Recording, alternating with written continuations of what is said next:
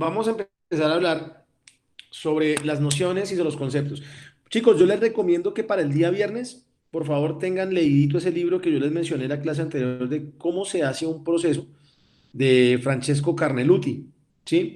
Entonces, pues lo ideal es ir estableciendo como tal esas definiciones y esas nociones que ofrece normalmente el derecho procesal y sobre todo los autores referente pues a los temas que estamos abordando.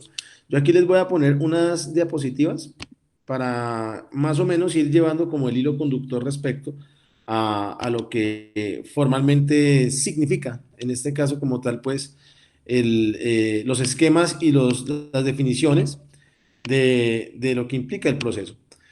La clase anterior miramos precisamente eso. Veíamos en diferentes formas, en diferentes maneras, pues cómo surge el concepto del proceso, a qué lleva exactamente el hablar sobre proceso. Por lo tanto, pues este material que yo les voy a proyectar, ¿sí? Pues simplemente es como para que ustedes tengan una guía. Yo trataré en lo posible esta semana ya de habilitar lo que es la plataforma Moodle. He tenido un poquitico de problemas con eso. Entonces, pues una vez esté habilitada, pues yo inicialmente les digo. Bien, ven ahí la diapositiva, ¿cierto? Sí, ¿Sí la ven? doctor. Señor. Sí. Perfecto, listo.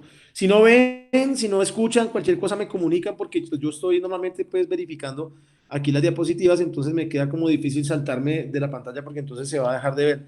Entonces lo importante es de que ustedes me comuniquen en este caso. Bueno, en ese orden de ideas, pues el hecho inicial de hablar como tal de teoría general del proceso, pues implica una serie de conceptos, una serie de definiciones que bien les había mencionado inicialmente pues, respecto a la formación del mismo. Esa formación del mismo generalmente aplica ante un conflicto de intereses de relevancia jurídica. Ese conflicto de intereses que generalmente se suscita respecto a diferentes situaciones que pueden llevar como tal a discrepancias, a litigios, a choques que generalmente salen inicialmente de relaciones jurídicas determinadas entre sujetos, se ven inmersas inicialmente en la manera por la cual el derecho en un contexto general se encarga de abordar diferentes formas para poder solucionar ese conflicto. Desde ahí a que generalmente surgen diferentes métodos que uno en principio puede llegar a referir como alternativos a resolver un conflicto, ¿cierto? Y parten del hecho de qué significa la llamada autotutela, ¿cierto? Y sobre todo la autocomposición. ¿A qué me refiero exactamente a ese concepto de autotutela y de la llamada autocomposición? Y generalmente, pues citando en este caso diversos medios o métodos, repito, que pueden llegar a resolver conflictos. Para el tratadista Eduardo Cutir, generalmente implica la llamada autotutela, una manera por la cual es hacerse justicia con sus propias manos. ¿Sí? Miren ustedes de que esto no es nada novedoso. Anteriormente o en diferentes civilizaciones en materia histórica, siempre ocurrió de esa manera, ¿cierto? El poder hacer justicia por su propia mano, pues equilibrada de una u otra forma el bien jurídico o el derecho que inicialmente se estaba vulnerando. Por eso ustedes tal vez en algún momento han visto o les han mencionado hablar sobre los babilonios en antiguas épocas, generalmente donde ellos en principio o el modelo a seguir como tal siempre fue la llamada autotutela a través de una normatividad que se encontraba fundamentada en principio en el llamado Código de Hammurabi, que era el establecer la llamada ley del talión. Esa ley del talión generalmente determinaba ese famoso ejemplo de la autotutela, ¿cierto? El hecho de hacer justicia por propia mano configuraba la existencia, primero, de un derecho plenamente vulnerado y probado, y segundo, pues que para poder equilibrar esas relaciones determinadas en materia jurídica, digo yo, sobre todo más a título de la ofensa que se causa, pues era hacerlo de la misma manera también, ¿cierto? Entonces, en ese orden de ideas, pues ya hay una incógnita que surge para poder de pronto buscar de que ese tipo de actos generalmente pues no se presenten. Entonces de ahí se empieza a divagar y sobre todo pues a buscar alternativas de qué es lo evidente para poder solucionar plenamente un conflicto. Por eso es que normalmente el derecho procesal establece en primer momento lineamientos que generalmente deben estar amparados bajo los preceptos jurídicos de la norma, evitando en dado caso pues volver otra vez a esas civilizaciones retrógradas en pensamiento simplemente de poder valer o hacer valer su derecho vulnerado a través de la justicia por propia mano. Entonces, en este caso, pues también que se entra a analizar que pues que no es un fundamento jurídico importante y de hecho se debe tener en cuenta de que no es la manera como tal a seguir para poder solucionar ese tipo de problemas, sino que ya se empieza a mencionar otro tema que también es de absoluto interés respecto a lo que pretende hacer valer hoy en día el legislador, que es la llamada autocomposición. ¿Alguno de ustedes sabe, alguno de ustedes de pronto tiene alguna idea de qué significa la autocomposición? Si lo saben, me pueden hablar tranquilos.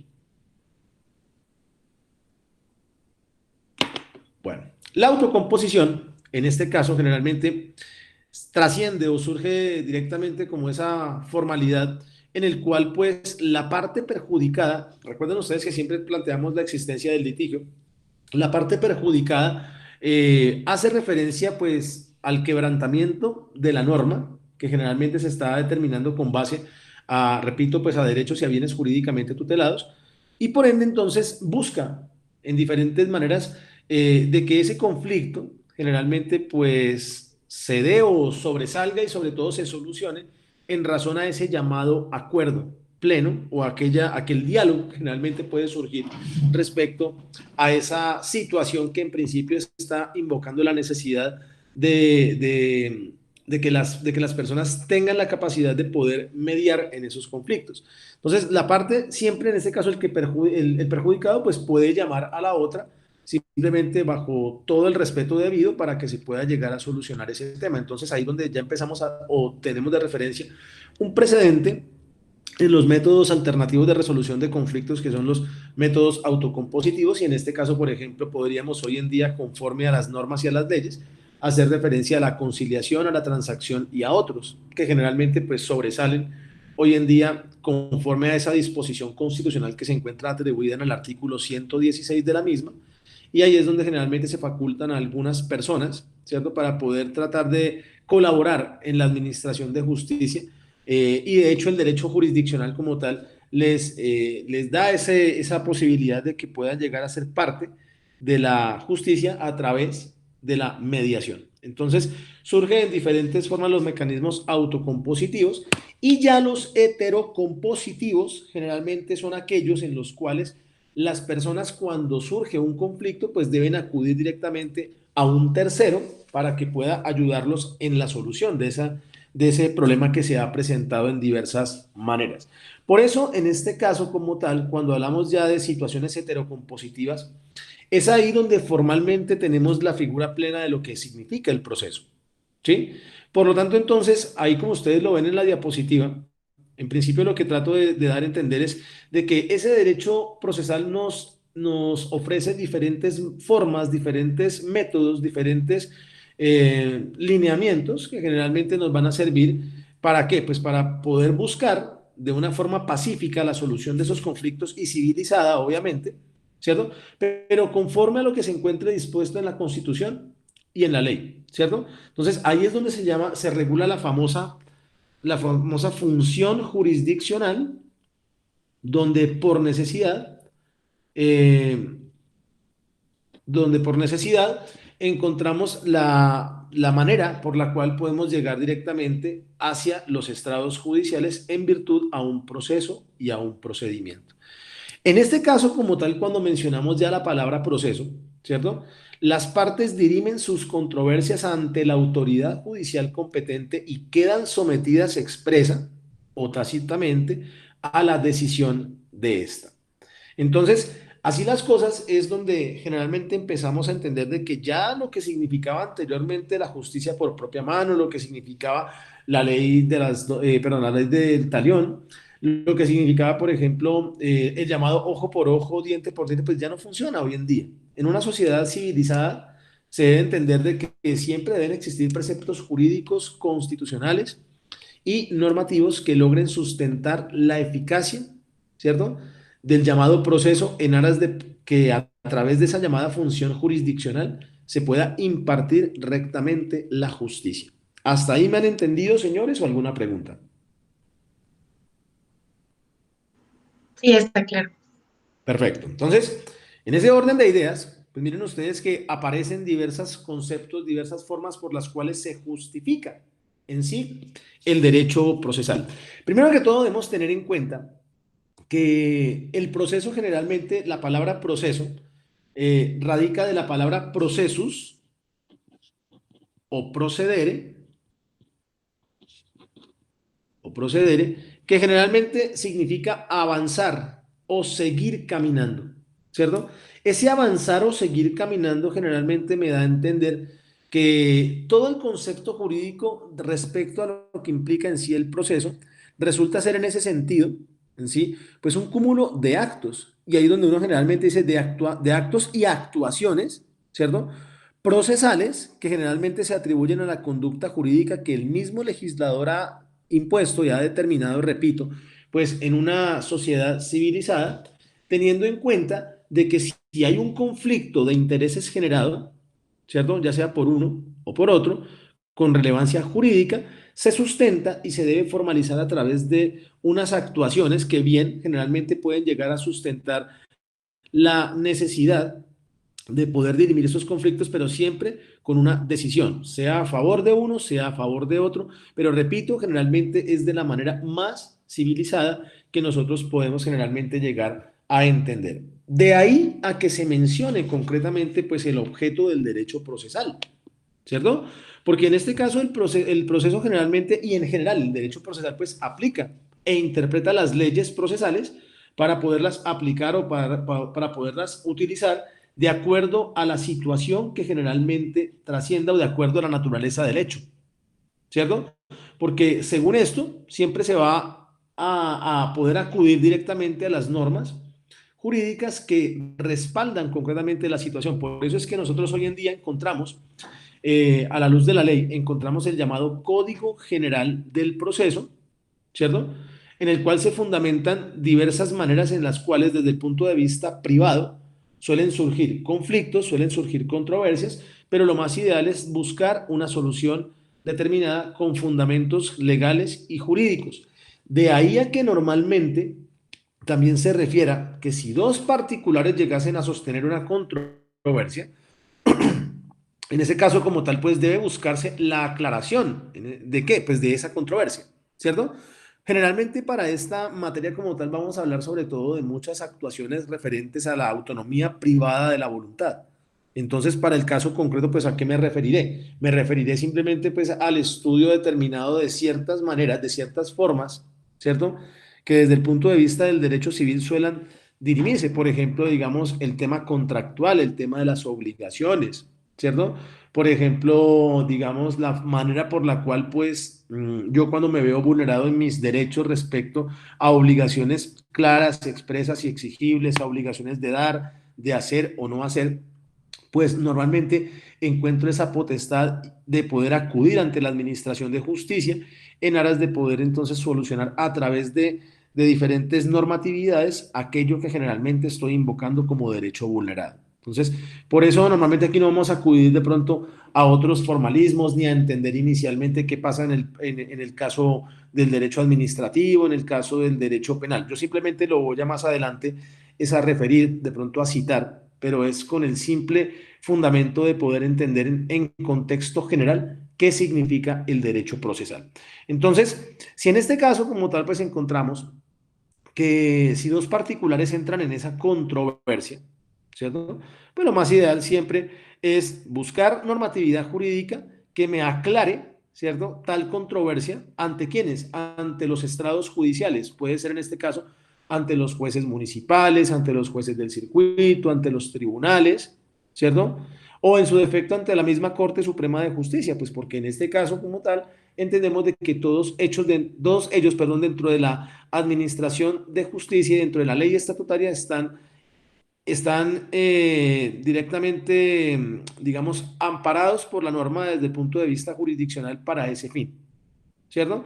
Entonces no estoy encontrando en ninguna otra forma o ninguna otra manera de poder acudir directamente a terceros que generalmente me puedan llegar a buscar la solución al conflicto. Y de hecho, como tal, tengan en cuenta que el hacerse justicia por propia mano, pues no está bien dicho, porque miren ustedes que en el caso concreto, por ejemplo, si seguimos todavía hablando de la autotutela, pues entonces cada quien puede seguir acudiendo a las vías de hecho y pues eso es lo que normalmente nosotros evitamos para efectos de evitar, digamos, o para efectos de poder buscar otro tipo de actuaciones que no son acordes como tal a la ley. Entonces, por ejemplo, si usted sigue aplicando el llamado ojo por ojo, diente por diente, pues usted está de todos modos vulnerando ya, en este caso, los preceptos jurídicos determinados en nuestra ley y en nuestra constitución política de Colombia. Entonces, en este caso como tal, al remitirnos concretamente a procesos que generalmente se enfoquen en sí sobre lo que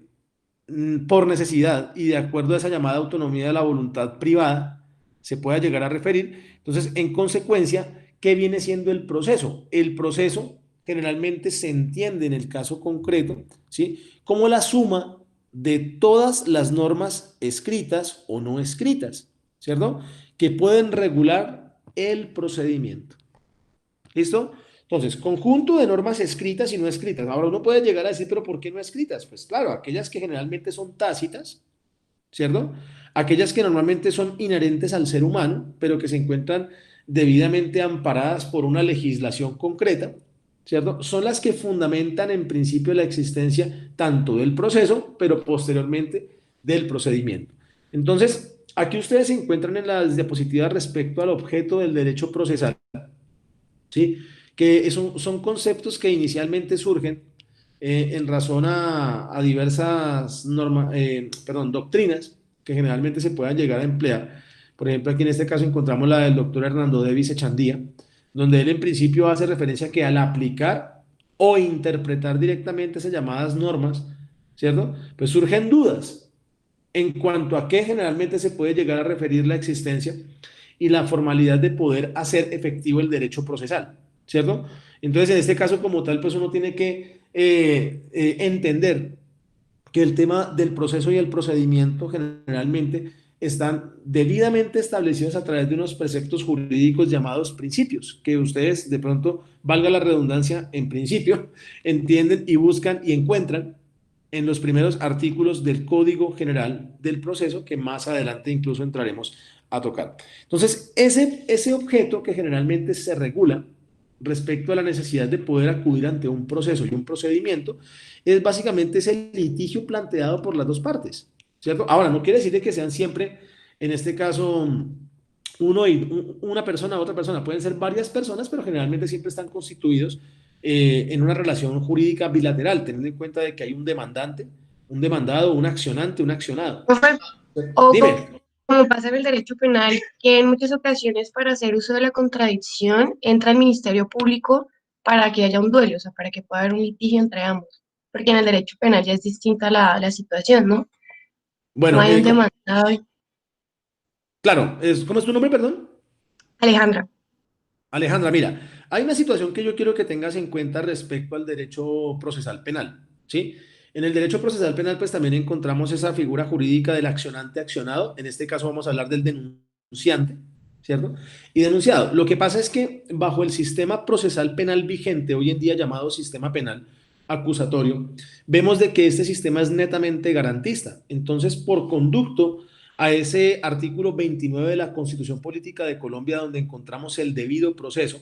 Generalmente el Estado, ¿cierto? El Estado a través o por intervención misma de él, pues designa a un agente llamado Ministerio Público que se encarga de garantizar todas aquellas situaciones que se puedan presentar en el proceso, tanto para el accionante en este caso, como para el accionado, es decir, en este caso para el procesado y para la víctima. Por eso tú encuentras en diferentes audiencias la presencia del Ministerio Público, que es un representante como tal de esa llamada Procuraduría instrumental, General de la Nación.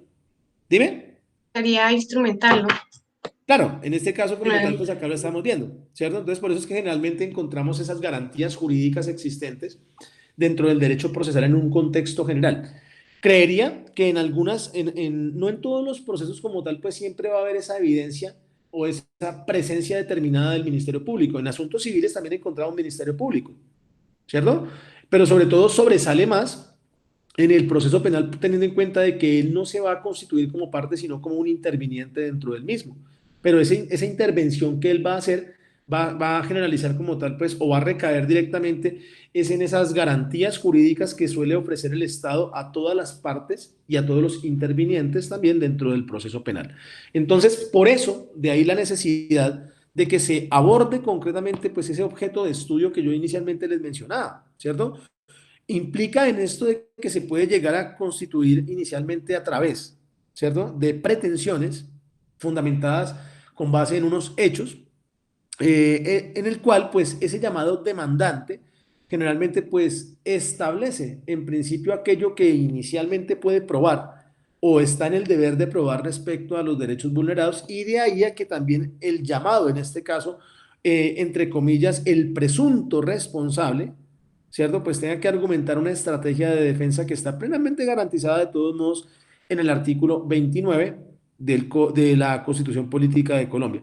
Por lo tanto, entonces, esa situación que en principio surge respecto al accionante y esa contestación referente a las pretensiones que aduce el accionante por parte del accionado, pues simplemente lo dejan al arbitrio del juez o del juzgador para que dé una solución determinada a ese litigio, ¿cierto? A través de una decisión judicial.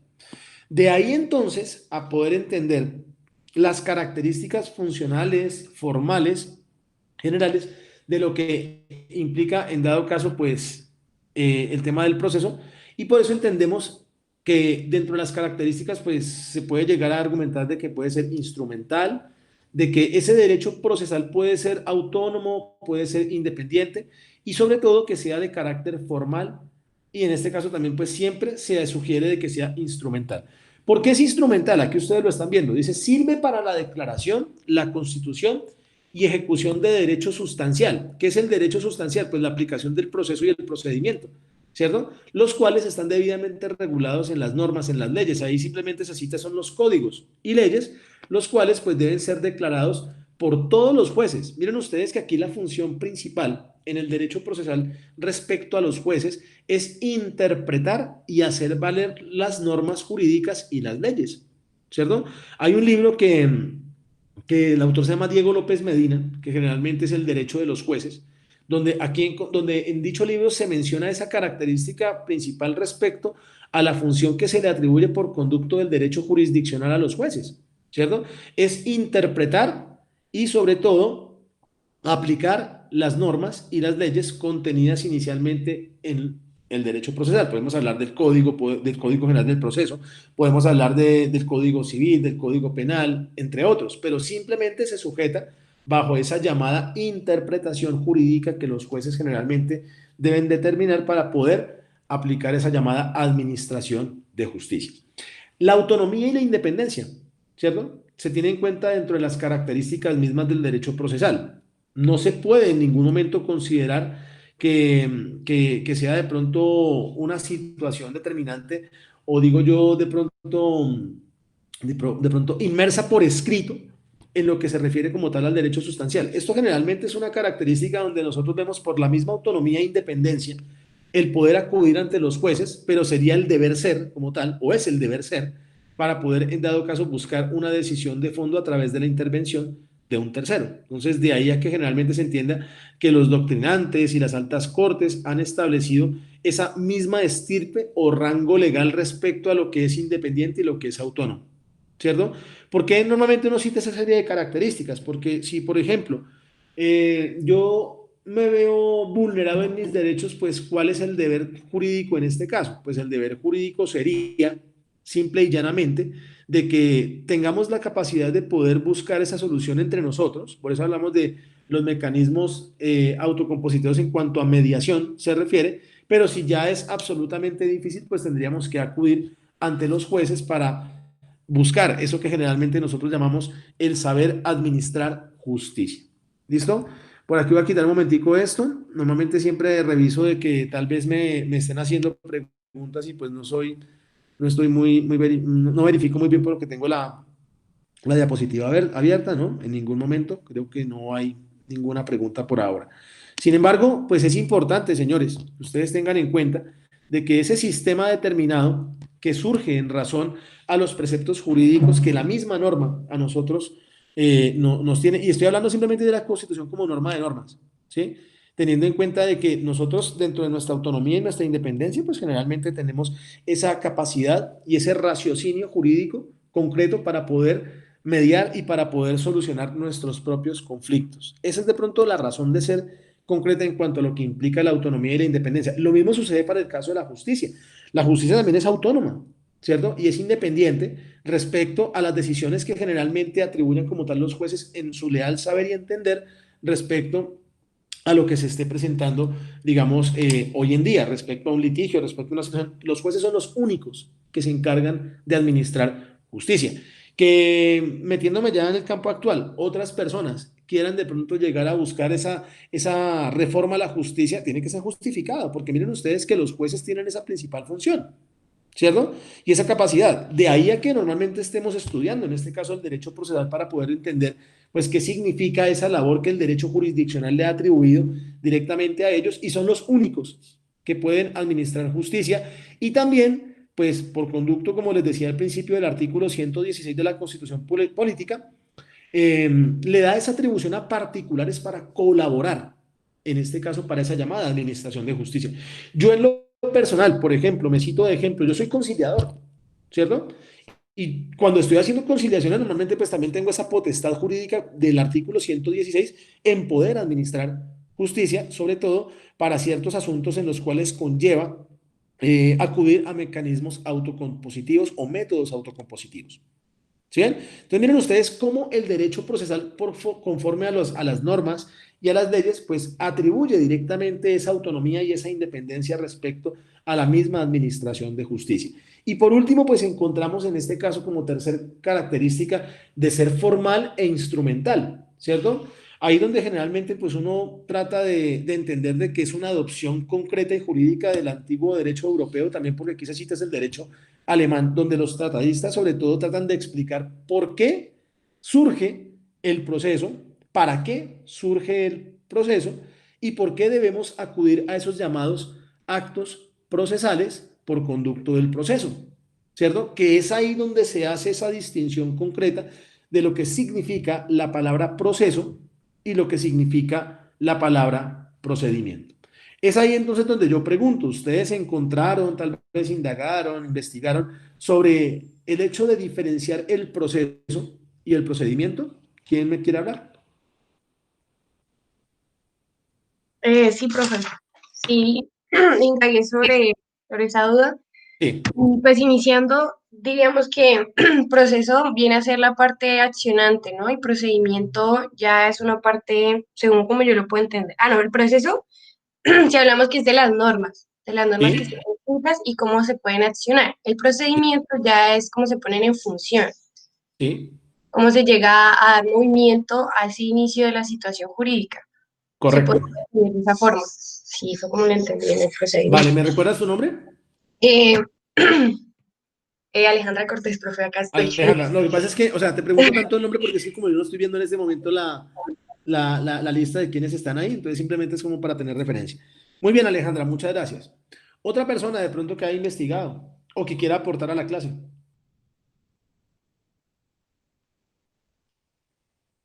No todos.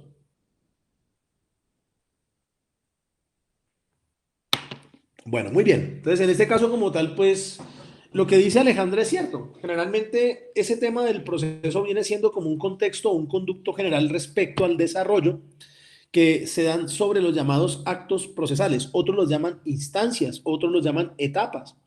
El proceso es por regla general el conducto, ¿cierto? Y dentro del conducto encontramos en principio, pues diversas etapas, como su nombre lo indica, o diferentes momentos por los cuales debe trasegar exactamente el proceso, ¿cierto? ¿Esto en qué se fundamenta? Yo a veces digo, y pongo ejemplos, el proceso es el tubo, el agua es el procedimiento, por donde va a pasar exactamente, ¿cierto?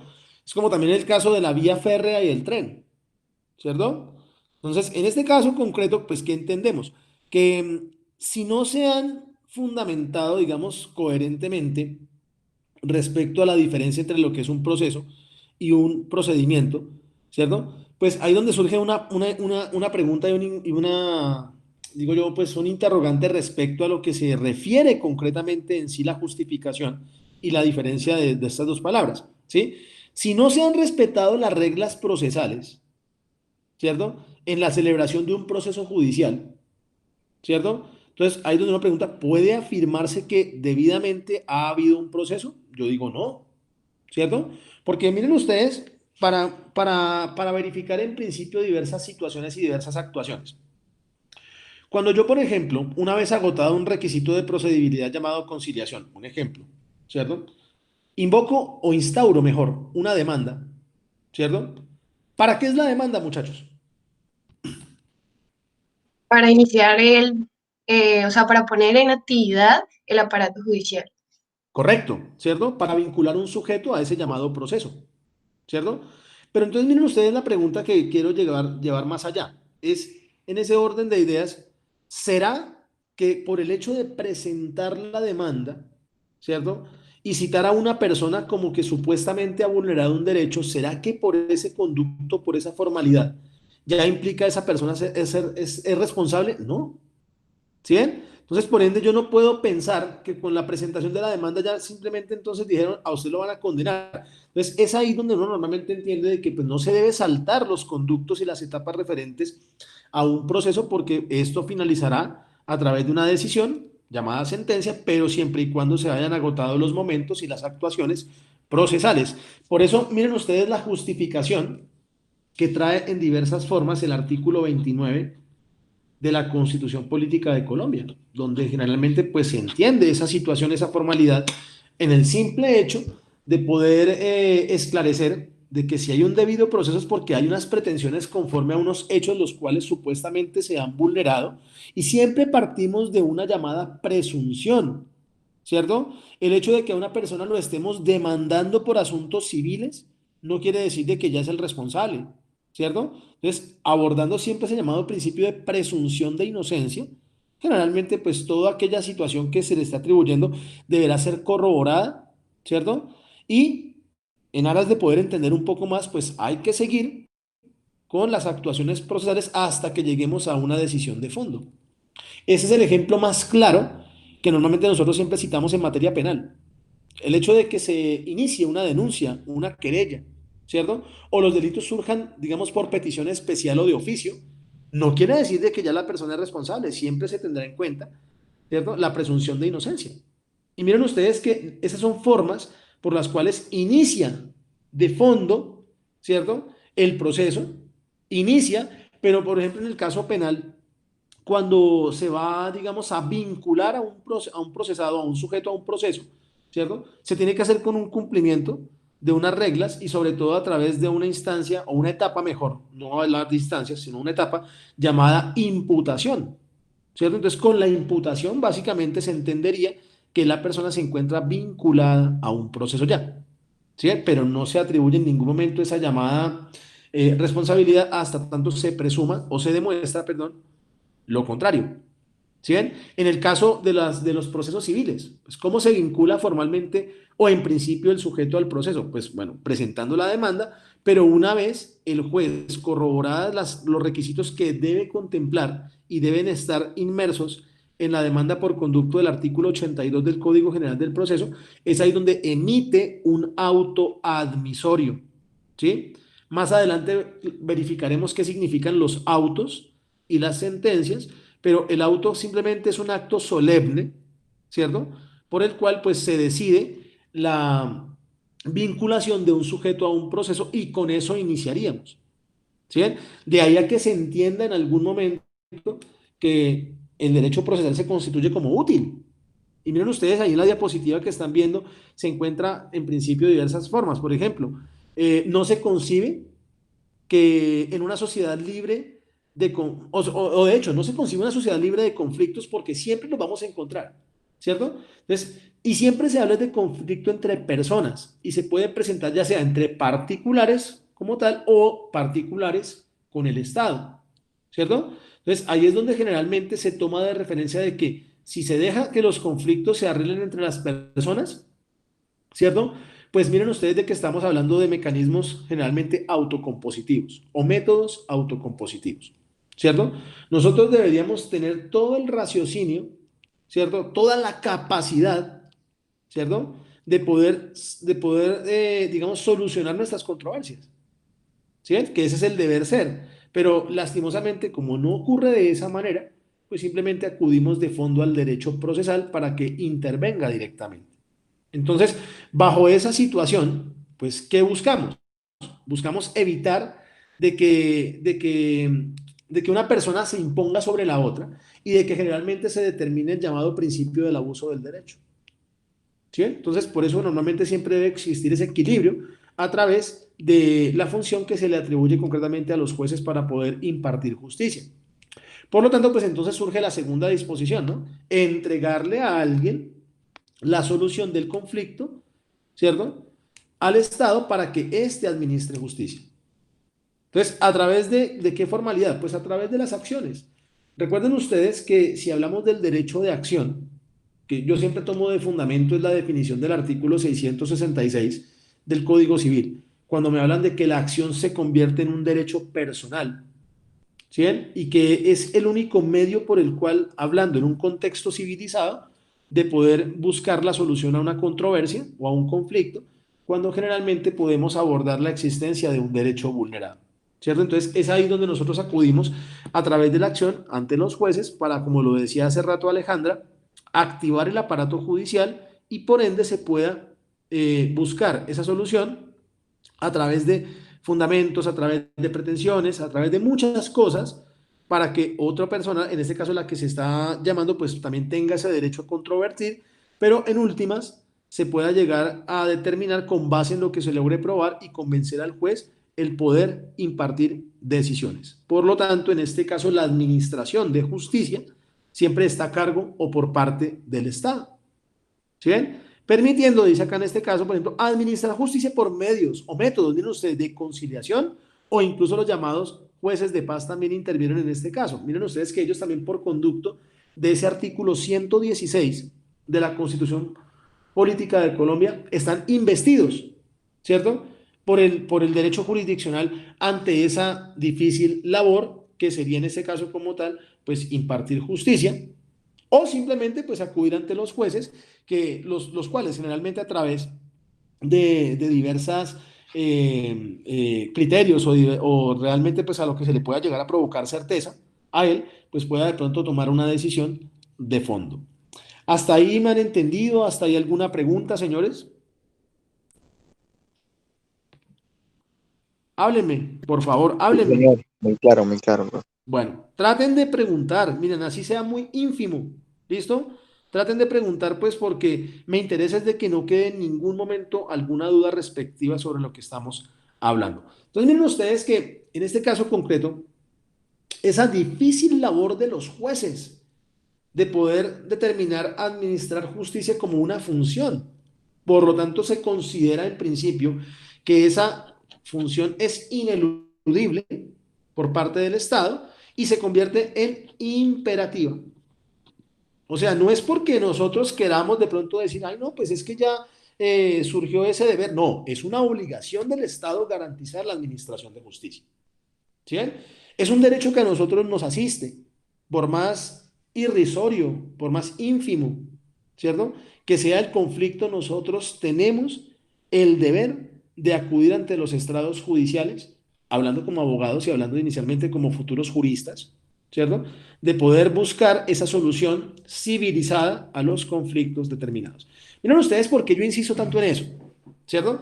Porque independientemente, yo siempre traigo esta conclusión. No, la academia y sobre todo el hecho de poder explicar a través de clases como tal el derecho es muy bonito. Para mí siempre la teoría es hermosa, ¿cierto? Y uno diría, es algo perfecto, aplíquelo, vaya a la práctica a ver usted cómo soluciona conflictos. ¿Sí ven? Que hasta lo he visto incluso a través de ciertas personas que incluso estudiando derecho todavía creen que las vías de hecho es lo mejor. ¿Cierto? O es lo más efectivo, ¿cierto? Entonces, por este caso, por ejemplo, jocosamente a veces digo, pues llamen al de la moto, ¿cierto? O vaya, contate por allá esto, digamos, a Pepito Pérez, que es un malandrín, ¿sí? O sea, cosas así uno va pensando Y uno dice, pues, hombre, ahí en esa situación es donde nosotros mismos estamos pensando en quebrantar la normatividad jurídica, lastimosamente por no tener ese referente de que hay que creer en la administración de justicia. ¿Sí? Ahora, que existen problemas de fondo, sí es verdad. Que el proceso es lento, que existe mucha vulnerabilidad en cuanto al procedimiento, que generalmente a veces encontramos, digamos, esa congestión judicial, entonces pues no se vuelve efectivo. ¿Cierto?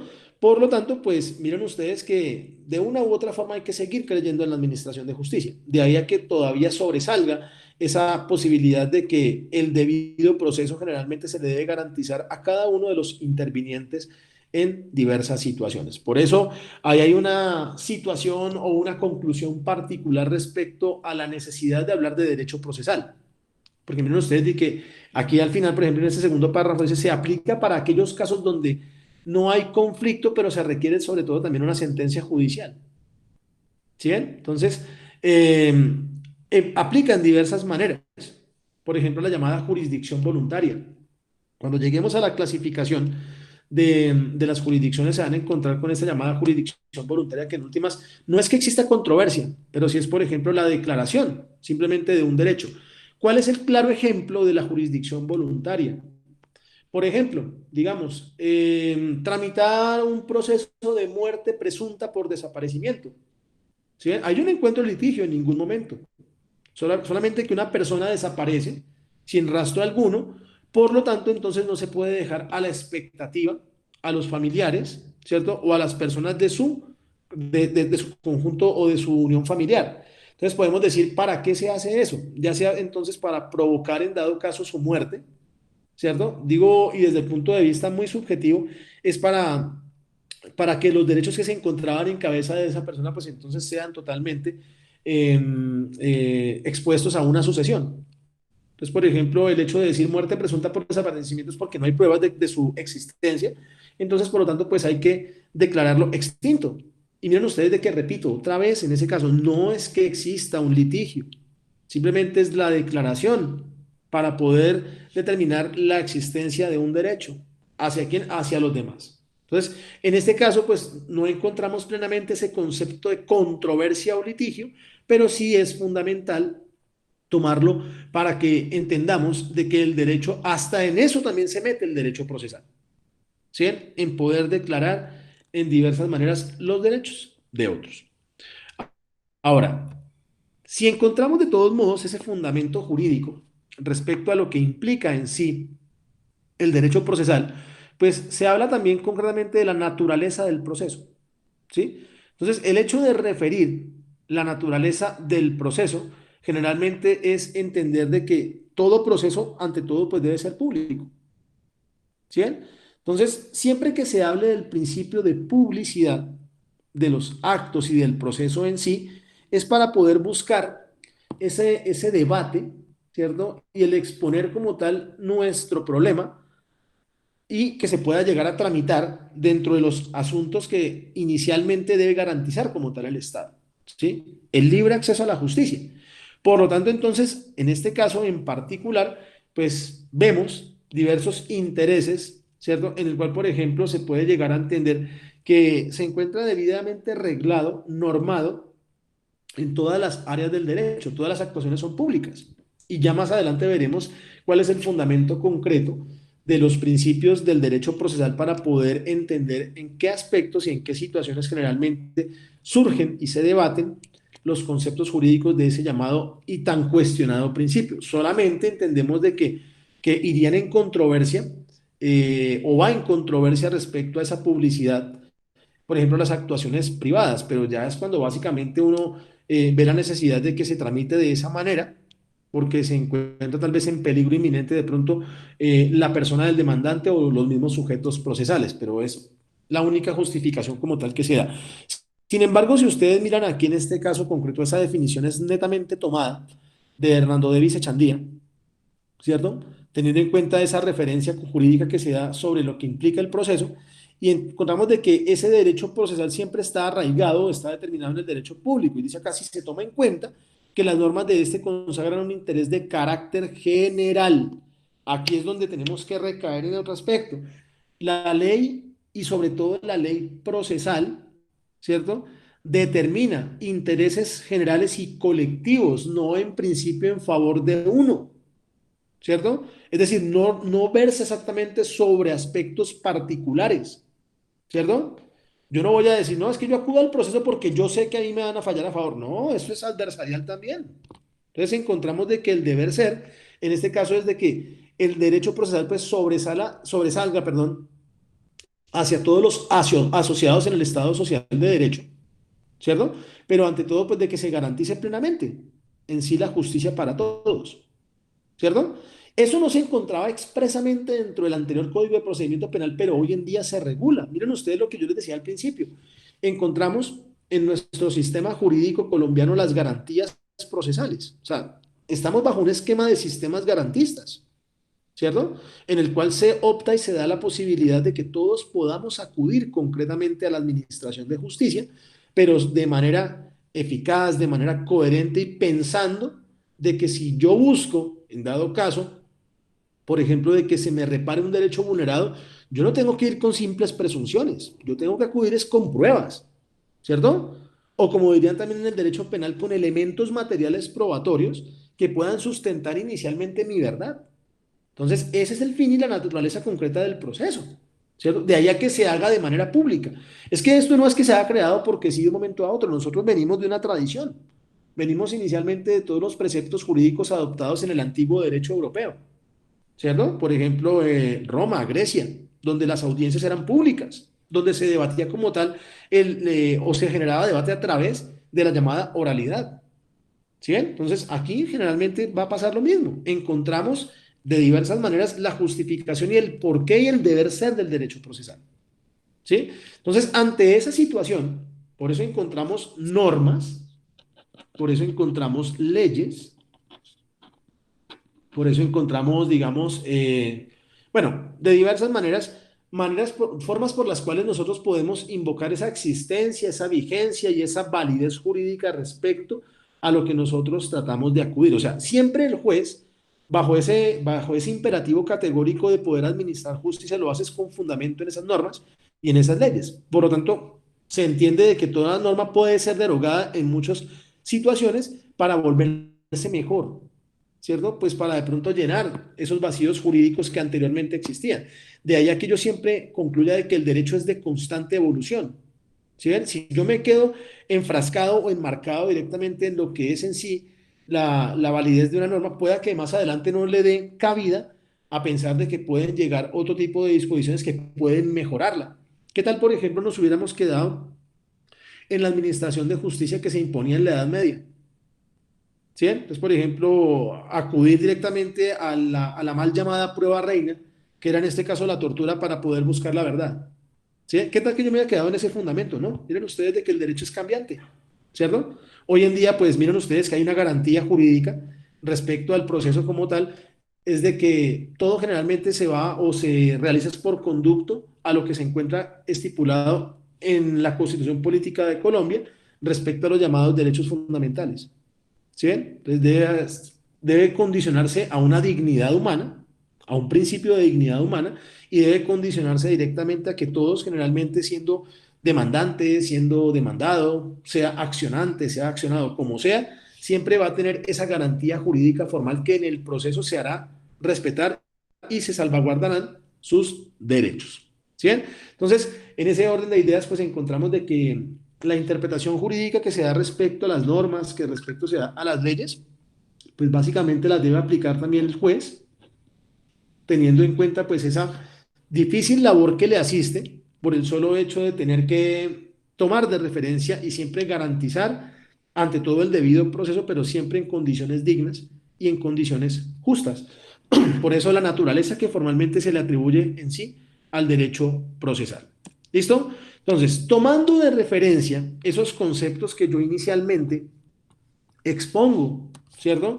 Y que en principio de pronto pues pueden ser directamente utilizados para poder entender la justificación concreta del proceso, pues también encontramos de diversas maneras los llamados principios que generalmente sustentan la labor judicial y el efecto de poder administrar justicia, perdón, por parte de los mismos jueces. ¿Sí? Entonces vean ustedes de que no es otra cosa, sino simplemente la manera por la cual se puede llevar a cabo, pues todo aquello que regula en sí el derecho procesal. Bueno, yo quisiera que de todos modos ustedes o alguno de ustedes me mencione, me diga, pues, qué puede entender en principio a todo lo que hemos hablado en este pequeño espacio de tiempo. ¿Quién me quiere dar una conclusión de lo que hablamos ahorita?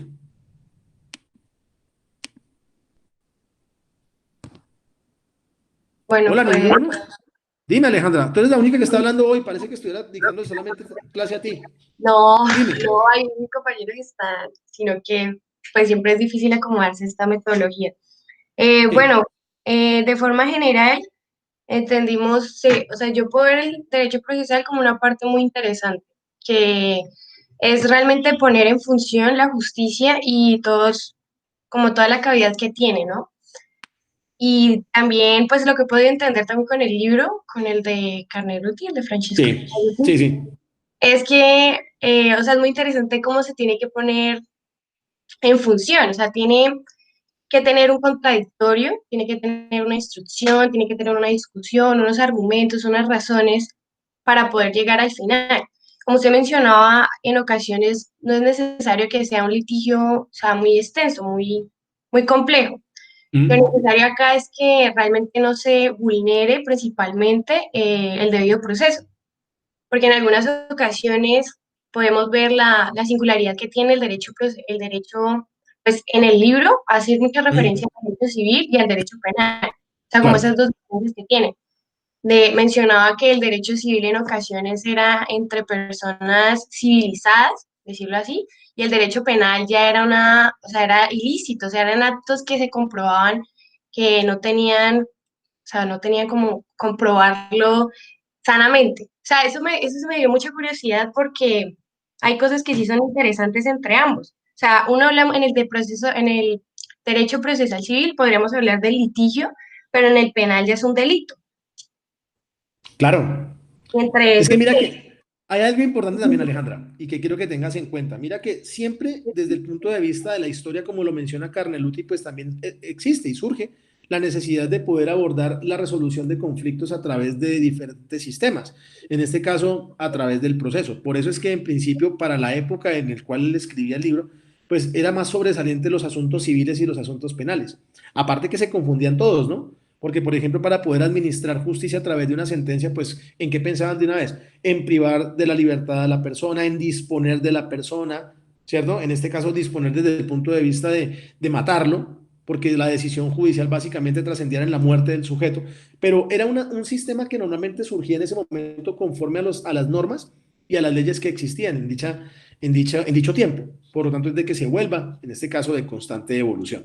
Ahora, lo que tú me atribuyes o lo que tú me tratas de explicar es la justificación, la necesidad del proceso en un sistema jurídico como el que hoy en día nosotros encontramos aquí en Colombia. Si nosotros simplemente vamos a dirimir los conflictos porque nosotros pensamos inicialmente que debe ser así, pues estaríamos hablando bien de todos modos porque estaríamos a través de una situación mediática, es decir, a través de la mediación.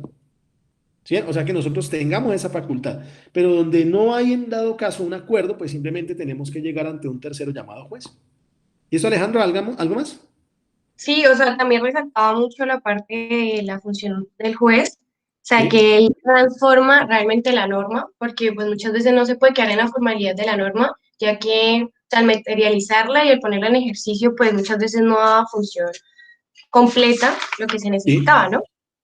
Y por supuesto, la carga de la prueba, eso también es una parte interesante, porque pone como que el culpable también tiene que demostrar, no, el acusado, o sea, el que acusa a la persona también tiene que demostrar realmente bajo el fundamento de presunción de inocencia cómo sí, esa persona realmente sí puede llegar a ser culpable. Siempre se le da acogida a ese principio, ¿no? Cada persona claro. es inocente y usted tiene realmente que comprobar bajo unos hechos, bajo unas pruebas, cómo realmente lo puede culpar entre esas cosas. Y o sea, el Bueno, libro es interesante. Sí, hay varias cosas para comentar sobre él, la verdad. claro, lastimosamente aquí en este espacio de tiempo no vamos a alcanzar, pero mira que eso que tú estás ahí averiguando y me estás exponiendo, generalmente pues es lo que vamos a hacer para la próxima clase para poder en dado caso, enlazar la justificación y la forma por la cual surge en diversas maneras el sistema, ¿cierto? Y hago referencias al sistema procesal, ¿cierto? Hay muchas situaciones que generalmente encontramos en ese libro que pues uno puede decir, pueda que estén bien vistas, pueda que estén mal vistas, pero generalmente es para poder buscar ante todo la necesidad de poder abordar la existencia de un proceso. ¿Listo, Alejandra? Bueno, gracias por tu intervención de todos modos y ahí quedamos simplemente pendientes para la próxima clase. En conclusión, por eso la necesidad de nosotros tener que abordar el derecho procesal. Ante todo, para poder identificar la existencia de un conflicto cuando se ha vulnerado un derecho y de segunda manera, pues el poder acudir ante los estrados judiciales para poder dirimir esos conflictos cuando no tengamos la capacidad de hacerlo por conducto de nosotros mismos. ¿Sí ven? Entonces, uno siempre sugiere que trate de solucionar sus problemas. Eso es acudir directamente a la llamada mediación. Pero cuando no hay mediación es donde generalmente nosotros acudimos a esos métodos de carácter heterocompositivos, que son los que sustentan la idea de acudir ante un juez para que él pueda dirimirlo, ¿cierto? Siempre bajo ese aspecto neutral e imparcial y el poder determinar y establecer una decisión de fondo para poder entonces decir legítimamente de que se cumple con los fines concretos del derecho procesal. Entonces, yo espero que me hayan entendido esta parte introductoria. Para mí los lunes siempre va a ser una parte introductoria, teniendo en cuenta de que solamente tenemos una hora de clase, pero lo importante es de que ustedes entiendan y tengan en cuenta pues que todo aquello que generalmente estemos revisando respecto a la necesidad de abordar el proceso es simple y exclusivamente porque así lo encontramos sustentado en la norma del Código General del Proceso. Para la próxima clase, ¿qué vamos a ver? Vamos a ver entonces, por ejemplo, hacer el análisis de carne útil respecto al libro de cómo se hace un proceso. Y segundo, pues para poder justificar los principios que abordamos hoy en día en el derecho procesal a través del Código General del Proceso y mirar el derecho procesal o la relación del derecho procesal con otras áreas del derecho. ¿Sí? Por eso en la clase anterior yo les decía, el derecho procesal es como la columna vertebral que generalmente surge hoy en día en materia jurídica para poder entender todo aquello que sobresale como conflicto y qué tipo de aspectos podemos también emplear respecto a esto que generalmente se entiende un contexto general del derecho en sí. Bueno, jóvenes, pues yo les agradezco la atención. Ya lastimosamente pues quedan 2 minuticos.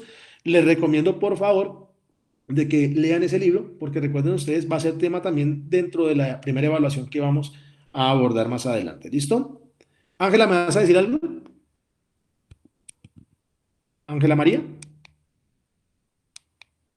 Bueno, creo que no. Entonces, así las cosas, señores, pues les agradezco la atención y ahorita más tardecito entonces les estoy enviando esta grabación y las diapositivas que les acabo de proyectar en cuanto a contexto. Entonces, pues nada más por decir, queda pendiente solamente lo del día viernes respecto a las tareitas y espero por favor que participen activamente la próxima clase. Un abrazo virtual para todos y pues estamos en contacto y cualquier pregunta, Bueno, duda, pues me escriben al WhatsApp. ¿Listo? Bueno. Listo, Chao, profe, pues, muchas jóvenes, gracias, muy amable. que estén muy bien. Hasta luego, profe.